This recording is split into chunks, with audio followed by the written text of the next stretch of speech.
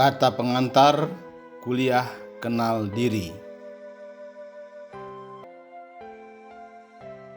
Kenal diri agar hidup lebih indah dan rezeki berkah.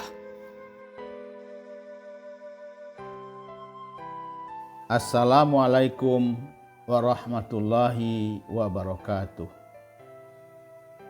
Salam bahagia untuk sobat-sobatku semua. Semoga Anda tetap sehat, tetap ceria, dan selalu bersemangat dalam menjalani kehidupan ini. Selamat jumpa lagi di kanal kesayangan kita bersama.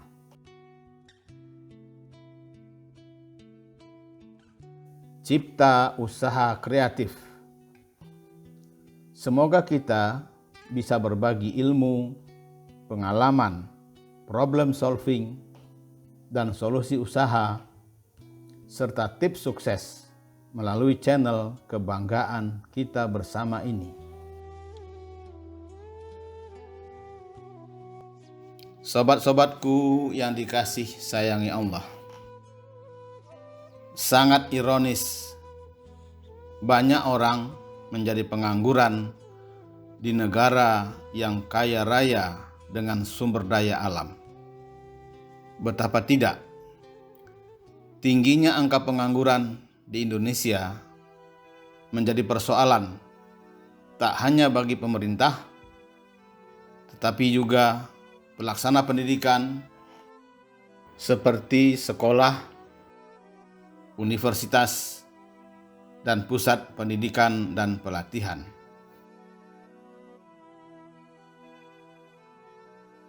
Menurut laporan BPS, jumlah pengangguran di Indonesia mencapai 8,75 juta orang pada Februari 2021. Jumlah tersebut meningkat 26,26% dibandingkan periode yang sama tahun lalu sebesar 6,93 juta orang.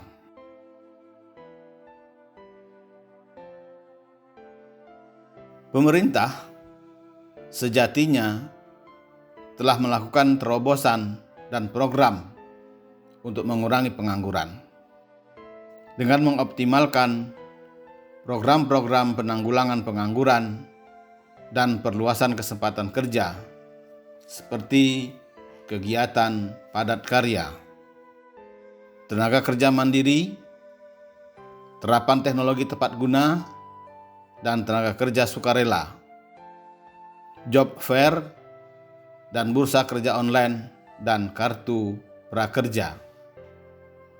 Namun, upaya tersebut tampaknya belum mampu menekan angka pengangguran. Sobat-sobatku yang dikasih sayangi Allah. Menjadi pertanyaan, kenapa langkah pemerintah tersebut belum bisa menekan angka pengangguran? Bahkan, Center of Reform in Economic (CORE) menilai kartu prakerja Jokowi tak atasi masalah pengangguran. Center of Reform in Economics (CORE) menilai kartu prakerja yang dirancang Presiden Joko Widodo bukan solusi untuk mengurangi tingkat pengangguran.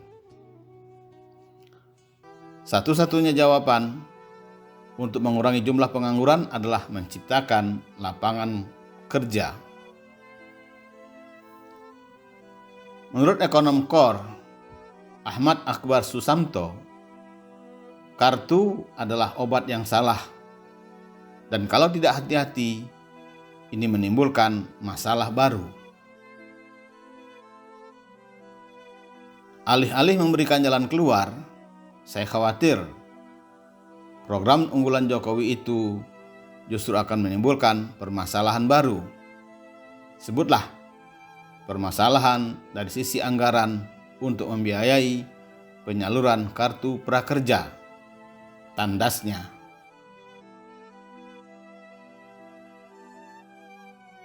Seiring dengan pendapat ekonom KOR itu, penggagas Pusdiklat Cipta Usaha Kreatif, Kiai Ageng Khalifatullah Malika Zaman, mengingatkan, anggaran pemerintah untuk mengatasi pengangguran seharusnya digunakan untuk mendidik para pencipta usaha baru dan memberi mereka modal usaha.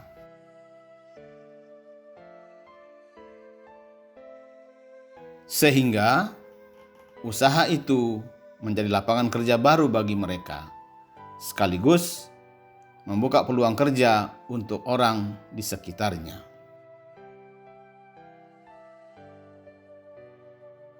Pasalnya, saat ini banyak orang sedang mencari pekerjaan, berebut dengan ribuan hingga jutaan pencari kerja lain yang kini tak hanya berasal dari seluruh Indonesia. Kiai Ageng Khalifatullah mengingatkan, pengembangan sumber daya manusia Indonesia mendesak dilakukan dalam menuntaskan pengangguran di Indonesia.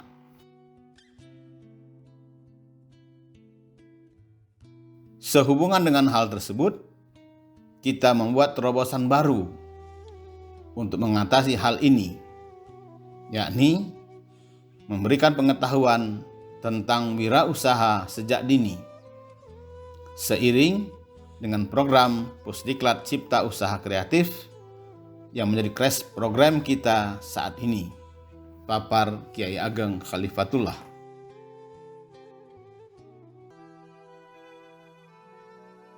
Sobat-sobatku yang dikasih sayangi Allah, menurut Kiai Ageng Khalifatullah, memberikan pengetahuan tentang kewirausahaan sejak dini kepada anak didik bukanlah hal yang mudah. Pasalnya, sebagian besar masyarakat, terutama para siswa, masih berpegang pada pola pikir bekerja pada orang, bukan bekerja mandiri dan menciptakan lapangan kerja. Maka berwirausaha masih menjadi sesuatu yang baru.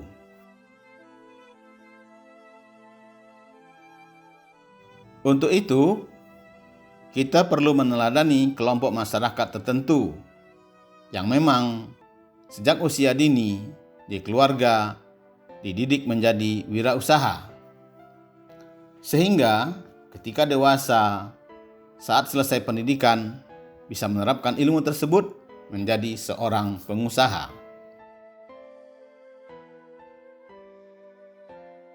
Dalam kaitan itulah, Kiai Ageng Khalifatullah mengingatkan pentingnya peran keluarga pada masa pertumbuhan dan perkembangan seorang anak. Orang tua tak bisa begitu saja menyerahkan tugas pendidikan kepada guru di sekolah, terutama soal pengenalan diri pada anak. Sedari dini, hendaknya orang tua membekali anak dengan pengetahuan tentang identifikasi diri, potensi, dan bakat apa saja yang terlihat menonjol pada anak. Lalu memupuk serta memfasilitasi anak dalam mengembangkan potensi dirinya.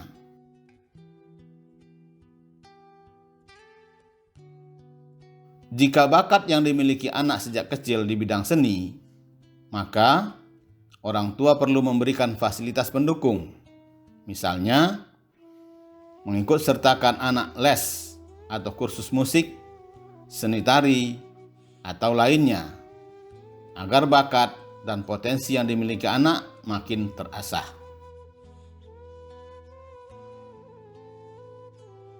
Sehingga ketika dewasa kelak, ia bisa menggunakan potensinya untuk dijadikan sebuah profesi, artis film dan sinetron, menjadi seniman musik, atau mengajar di bidang musik. Seiring dengan itu, sekolah sebagai institusi pendidikan perlu membantu siswa di dalam mengembangkan konsep diri, termasuk pengembangan bakat dan potensi anak didik. Untuk itulah, para pelajar sejak dini harus dibimbing untuk mengenal diri. Mengenal diri sendiri adalah titik awal untuk menuju SDM yang unggul dan berkualitas. Karena itulah, mengenal diri sendiri sangatlah penting bagi setiap orang. Karena dengan mengenal diri sendiri, kita menjadi tahu akan kekuatan serta kekurangan diri kita.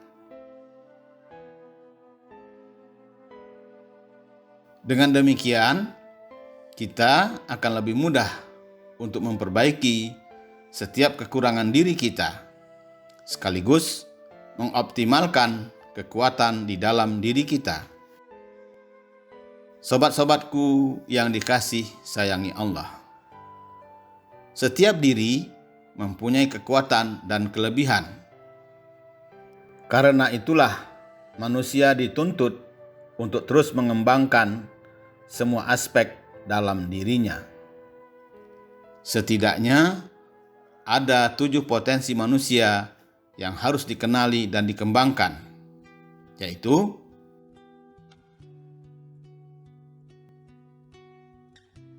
pertama, kekuatan iman meningkatkan kesejahteraan. Kedua, kekuatan syukur menggandakan harta. Ketiga, energi ilahiyah mengangkat derajat manusia. Keempat, olah rasa kembangkan SDM bangsa. Kelima, nafsu sebagai kekuatan perubahan. Keenam, intuisi kemampuan super melampaui nalar. Ketujuh, daya cipta menghasilkan karya.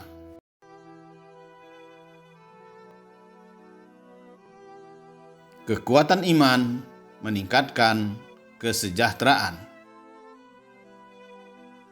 Sobat-sobatku yang dikasih sayangi Allah, iman dan kesejahteraan adalah satu kesatuan yang tidak terpisahkan, seperti pohon dan buah.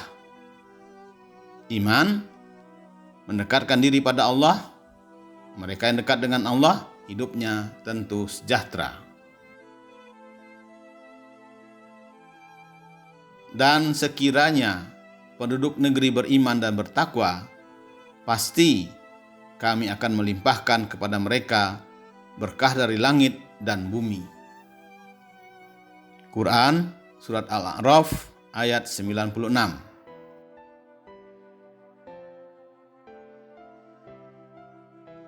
Kekuatan syukur menggandakan harta. Sobat-sobatku yang dikasih sayangi Allah, sejatinya semua manusia ingin beruntung. Namun, tidak semua orang menyadari bahwa keberuntungan itu berkaitan erat dengan rasa syukur. Mereka yang bersyukur, rezeki terus bertambah dan berkah.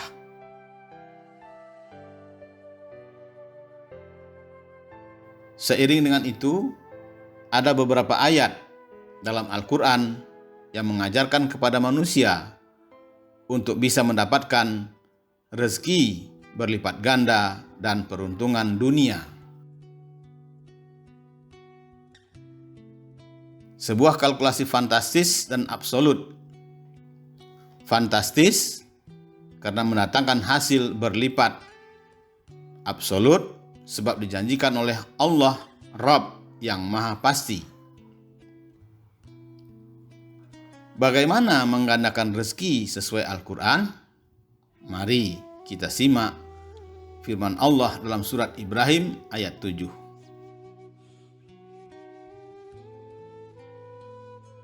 Sesungguhnya, jika kamu bersyukur, niscaya aku menambah nikmat kepadamu. Tetapi, jika kamu mengingkari nikmatku, maka pasti azabku sangat berat.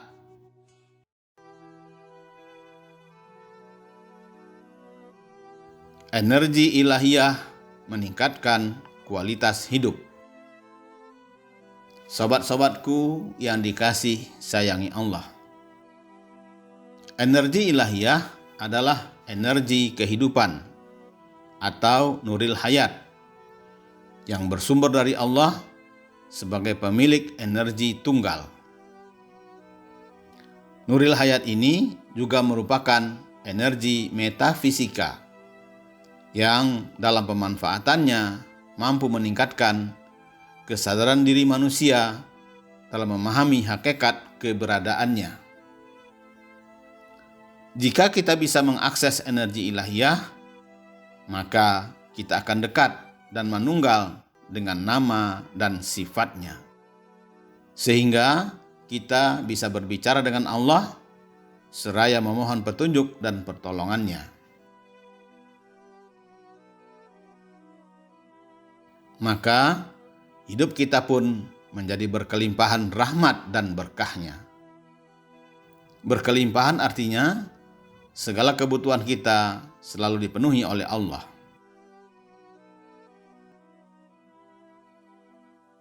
Olah rasa, kembangkan SDM bangsa. Sobat-sobatku yang dikasih sayangi Allah. Manusia selain punya akal, juga punya rasa. Namun, terkadang keduanya saling berlomba. Ada saat ketika akal menjadi pemenang mengalahkan rasa, atau sebaliknya, rasa yang menjadi juara. Ketika akal menang dan menjadikan rasa sebagai pihak yang kalah, tercipta kemenangan yang syarat ego. Ketika rasa yang juara dan meninggalkan akal, yang lahir adalah kemenangan semu.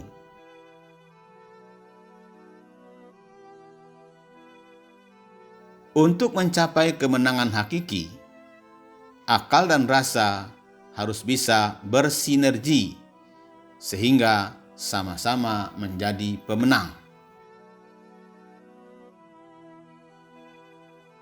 Nafsu sebagai kekuatan perubahan.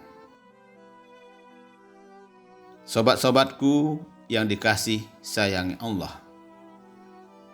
Manusia juga dianugerahi nafsu oleh Allah. Nafsu merupakan keinginan, kecenderungan, dorongan jiwa yang kuat untuk melakukan perbuatan, entah itu perbuatan yang baik maupun yang buruk. Karena itulah, nafsu janganlah dibunuh atau dimusnahkan. Tapi, peliharalah nafsu sesuai petunjuk Allah dan Rasul-Nya.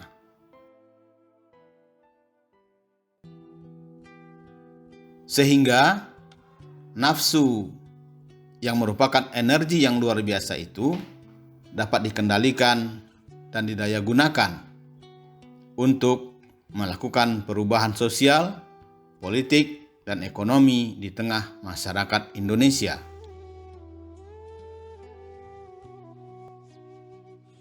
Andalkan intuisi, sukses dalam bisnis.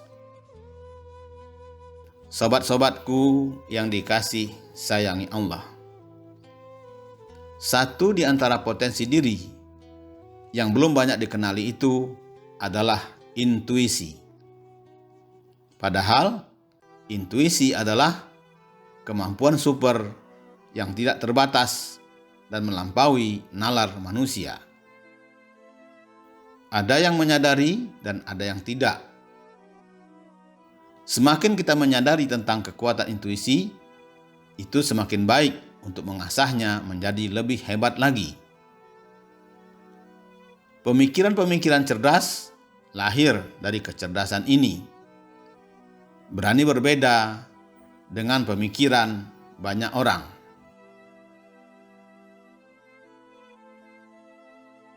Intuisi manusia memiliki kemampuan memahami sesuatu hal tanpa melalui penalaran rasional dan intelektualitas.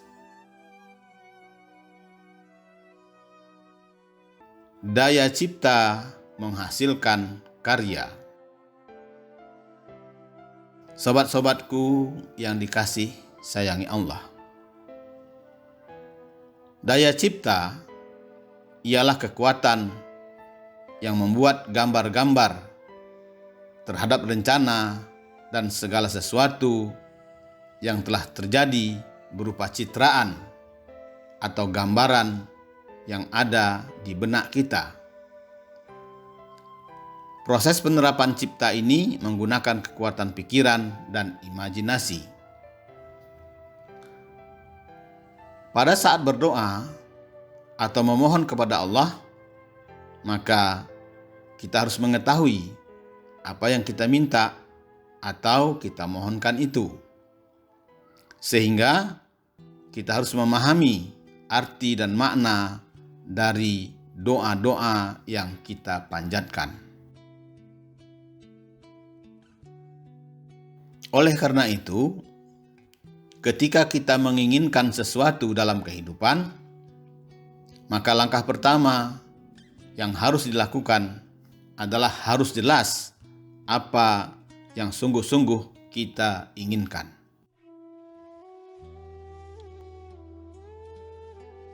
Agar daya cipta terhadap apa yang kita inginkan menjadi jelas, tulislah apa yang diinginkan tersebut dengan jelas.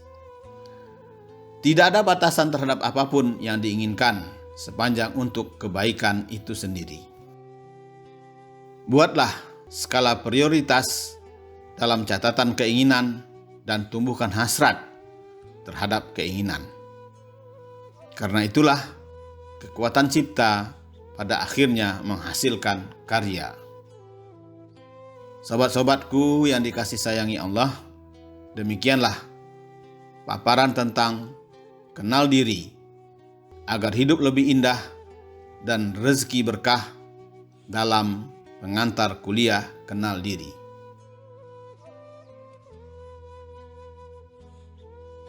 Insya Allah dalam kuliah-kuliah selanjutnya akan kita kaji lebih mendalam tentang 7 potensi manusia yang harus kita kenali dan kita kembangkan.